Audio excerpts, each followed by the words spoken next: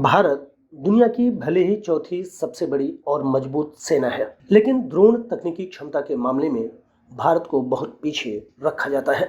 मगर आत्मनिर्भर भारत के सपनों के साथ हिंदुस्तान के लिए अब ये अतीत की बात हो चुकी है। भारत अभी तक ड्रोन के मामले में इजराइल और अमेरिका पर ही निर्भर रहा है, लेकिन आत्मनिर्भर मुहिम के बाद भारत ड्रोन तकनीकी क्षमता के मामले में भी अब तेजी से आगे बढ़ रहा है। वो दिन अब दूर नहीं जब भारत भी ड्रोन तकनीकी क्षमता के मामले में अमेरिका, इजराइल, तुर्की और चीन के बराबर खड़ा होगा।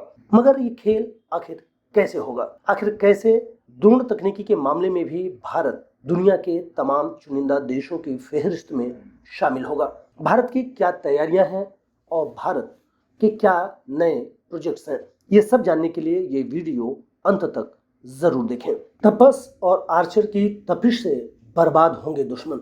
आर्चर ड्रोन है भीषण विध्वंसक। टर्की ड्रोन से भी ज्यादा है शक्तिशाली। दुनिया में बजा भारत का डंका।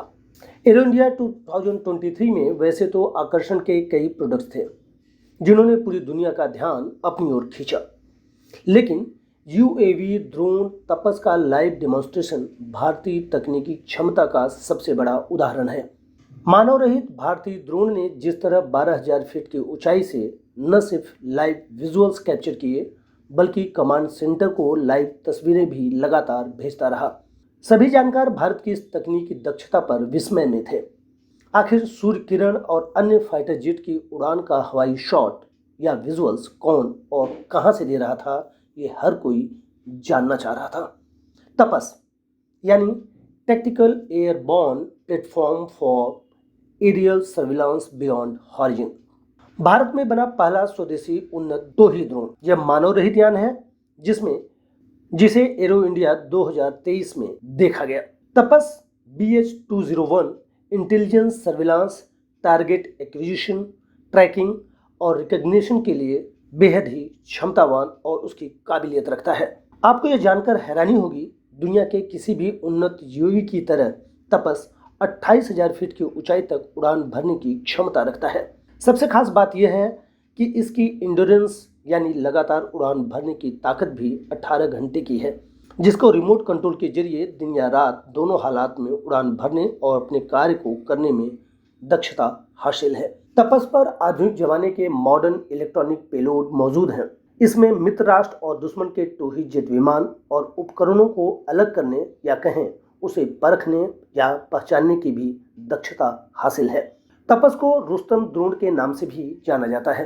तपस की स्पीड 224 किलोमीटर प्रति घंटा है। यह ड्रोन अधिकतम 35,000 की ऊंचाई पर 24 घंटे तक हवा में रह सकता है।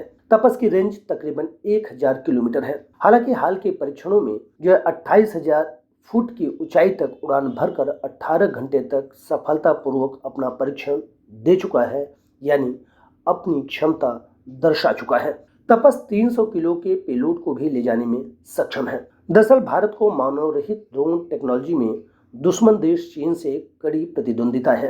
हकीकत में वो भारत से यूएवी तकनीकी में कई गुना ज्यादा महारत हासिल कर चुका है, लेकिन भारत को अपनी पश्चिमी सीमा पर कंगालों की श्रेणी में खड़े पाकिस्तान से भी इस मामले में चुनौती हो गई है। भले ही पाकिस्तान को भारत ने 1947, 1965, 1971 और 1999 के युद्धों में मुंह की खानी पड़ी हो, लेकिन टर्की से पाकिस्तान ने TB2 ड्रोन हासिल किया है।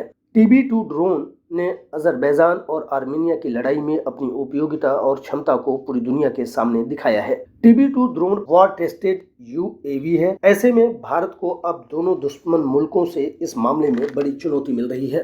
DRDO के DG aeronautics system doctor Tessy Thomas कहते हैं, हमने एयर इंडिया शो में हमारी क्षमताओं के प्रदर्शन के बारे में लोगों को न सिर्फ बताया है, बल्कि उन्हें एक देखने का अवसर भी दिया था। यह हमारे लिए भी समझने की बात थी कि ये कितनी दूरी से कितनी बेहतर तस्वीरें न सिर्फ ले सकता है, बल्कि ये अपनी क्षमताओं को कितनी दक्षता के साथ साबित करता है, और इसने हमें बहुत प्रभावित किया है। तपस आक्रमण करने वाला उन्नत वर्जन का आर्चर होगा। यूएवी आर्चर का वजन हम 1,000 किलो कम करके इसे सिंगल इंजन सिस्टम में बदलने वाले हैं। यह 3000 फीट की ऊंचाई तक उड़ान भर सकने में सक्षम होगा। तपस तकरीबन 400 किलो का पेलोड भी ले जाने में सक्षम है। आर्चर की खास बात यह है कि इस पर 4 हार्ड पॉइंट है, मतलब ये एक साथ 4 हथियार जमीन से जमीन, anti tank missile, laser guided missile या फिर हल्की मिसाइल भी ले जाने में सक्षम होगा।